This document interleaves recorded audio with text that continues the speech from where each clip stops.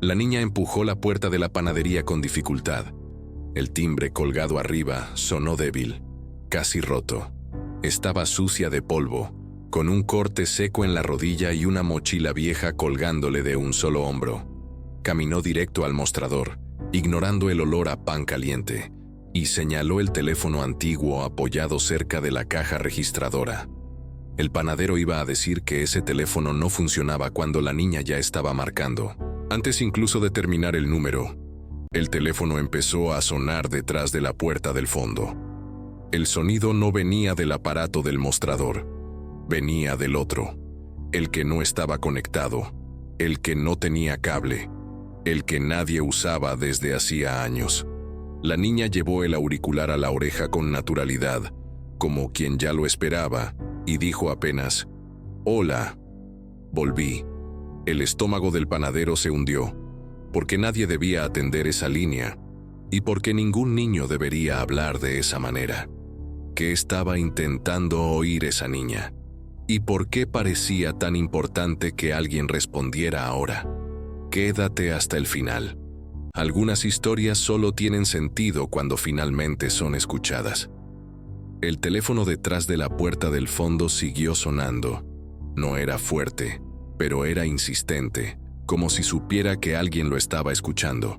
El panadero, Renato Farias, dejó el trapo sobre el mostrador y caminó hacia la puerta con pasos cortos, demasiado cuidadosos para un gesto simple.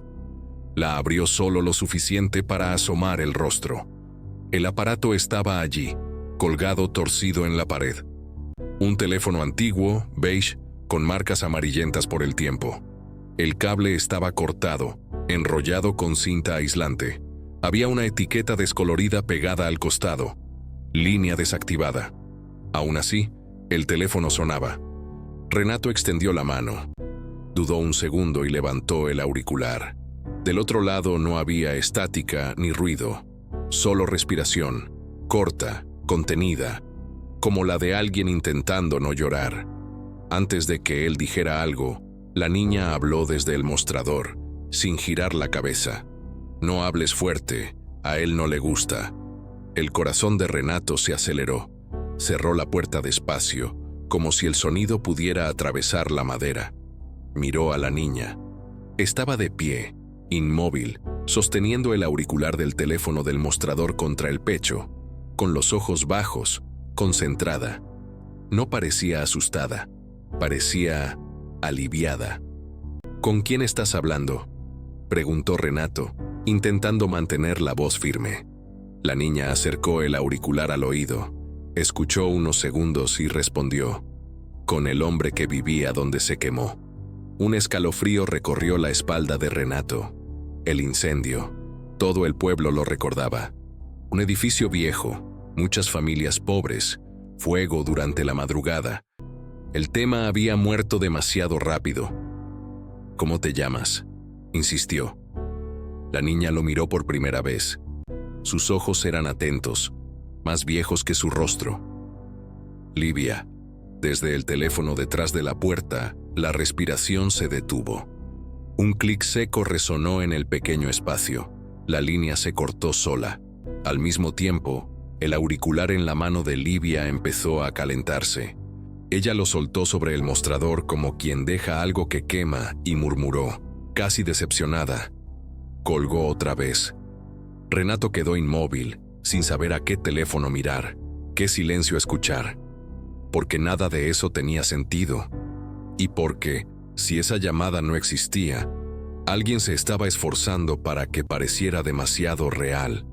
Si el teléfono estaba desconectado, ¿quién decidió responderle a una niña esa noche?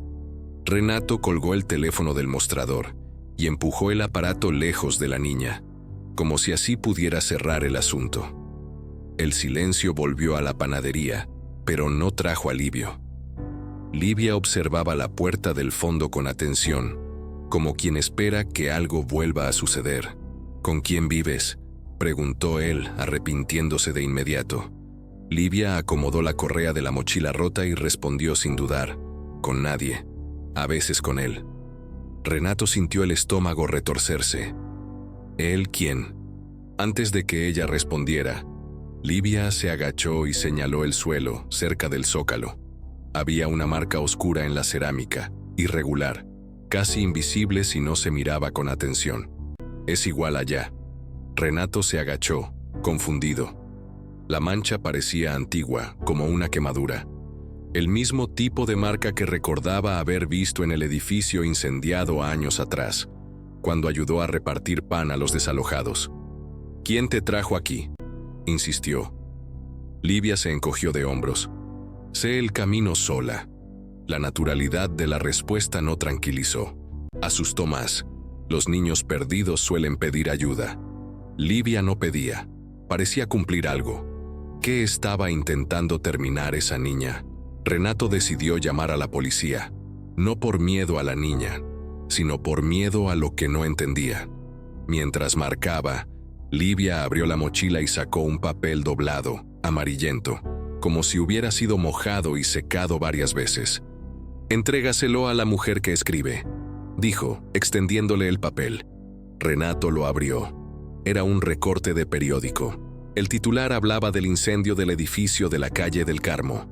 En una esquina, rodeado con bolígrafo, un nombre infantil, Livia Meneses, 9 años, desaparecida. El teléfono comenzó a sonar. Renato pasó la mirada del papel a la niña. La edad coincidía, el nombre coincidía, pero ella estaba allí, respirando, hablando. «¿Tú eres esta niña?», preguntó. Livia asintió, sin emoción. Yo me quedé. La llamada fue atendida. Del otro lado, la agente pidió dirección y descripción. Renato tartamudeó al intentar explicar lo que veía. Cuando volvió a mirar al mostrador, Livia ya había guardado el papel en la mochila. Si ella desapareció en aquel incendio, ¿por qué estaba reapareciendo ahora? La patrulla se detuvo frente a la panadería con luces bajas, sin sirena. La agente Camila Duarte entró primero, miró a la niña, luego a Renato, luego al teléfono antiguo. «¿Dijo que vino sola?», preguntó. Antes de que Renato respondiera, Livia habló. «A él no le gusta que cuenten». Camila frunció el ceño. Se arrodilló para quedar a la altura de la niña. «¿Quién es él, Livia?». La niña señaló la puerta del fondo. «El que quedó atrapado». El ambiente se enfrió. Camila intercambió una mirada rápida con su compañero. Años atrás, había sido pasante cuando ocurrió el incendio. Recordaba el olor, recordaba los gritos, recordaba lo rápido que se cerró el caso. «¿Recuerdas a alguien de ese lugar?», insistió. Livia asintió y se tocó el brazo. Había una cicatriz irregular bajo la manga sucia. Una quemadura antigua. Camila tragó saliva. Eso no era imaginación. Era un cuerpo que había pasado por el fuego. Si Livia sobrevivió, ¿cuántas verdades murieron en el informe oficial? En el asiento trasero de la patrulla, Livia observaba la ciudad pasar como quien recorre un camino conocido. Al llegar al terreno vacío de la calle del Carmo, pidió bajar. El edificio ya no existía. Solo escombros y una valla oxidada. Aún así, Livia caminó con decisión hasta un punto específico y se detuvo. Fue aquí. El corazón de Camila se aceleró. ¿Aquí dónde? Livia golpeó el suelo con el pie. El sonido fue hueco. Diferente. Los policías apartaron algunos trozos de concreto suelto. Debajo encontraron una placa metálica retorcida, probablemente parte de la estructura antigua. Livia se tapó los oídos. Llamaron mucho. Camila cerró los ojos por un segundo. Aquello no era solo una niña confundida. Era alguien cargando una memoria que nunca fue escuchada. ¿Qué más estaba enterrado allí? En la comisaría, Camila revisó los archivos antiguos del incendio. Algo no le cuadraba. Comparó listas de residentes, fotos, nombres. Había 3 niños registrados como retirados a tiempo, pero sin confirmación hospitalaria, sin fotos, sin informes médicos. Uno de los nombres estaba tachado a mano. Livia. La rabia subió. No era un error, era una decisión. Si alguien eligió borrar nombres, ¿quién se benefició de ese silencio? Llegó una llamada de la enfermería municipal. Un anciano había reconocido a la niña por la descripción. Su nombre era Osvaldo, exportero del edificio incendiado. Frente a Livia empezó a llorar. «Intenté volver», dijo, «pero me obligaron a salir».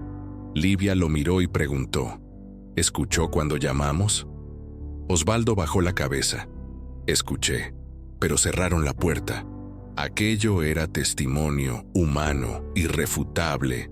¿Cuántas puertas se cerraron esa noche? El informe original hablaba de un cortocircuito. Pero un nuevo perito, al analizar fotos antiguas, encontró marcas claras de acelerante. Incendio provocado. Camila comprendió que no había sido negligencia. Había sido encubrimiento. Livia no volvió para pedir ayuda. Volvió para terminar algo que nunca se concluyó. ¿Quién intentó garantizar que nadie volviera a escuchar? La reapertura del caso se volvió noticia local. Llegaron cámaras, también presión política. Un representante de la antigua constructora exigió que Livia fuera retirada de la ciudad por seguridad. Camila se negó. Esa noche, el teléfono de la panadería volvió a sonar, solo una vez. Renato no atendió. ¿Qué ocurre cuando la verdad empieza a hacer ruido? Durante la excavación autorizada, encontraron restos de un teléfono fijo derretido, enterrado junto a huesos demasiado pequeños para ser ignorados. Livia estaba presente. Cuando el objeto fue retirado, lloró por primera vez desde que llegó a la panadería. «Ahora ya saben», dijo. El dolor no era solo de ella, era colectivo. Después de eso, nadie pudo fingir que no escuchó. Los nombres de los niños fueron reincorporados a los registros oficiales. El incendio dejó de ser accidente. Los responsables fueron apartados. Las investigaciones continuaron. Livia pasó a vivir con una familia provisional. Dormía mal, pero dormía en silencio. Nunca volvió a pedir usar un teléfono. Cuando le preguntaron por qué, respondió, «Ya atendieron. Algunos niños no desaparecen, son borrados, y a veces, todo lo que necesitan es que alguien finalmente escuche lo que quedó sonando durante demasiado tiempo». Si esta historia te tocó, escríbelo en los comentarios. Porque recordar también es una forma de no volver a cerrar la puerta.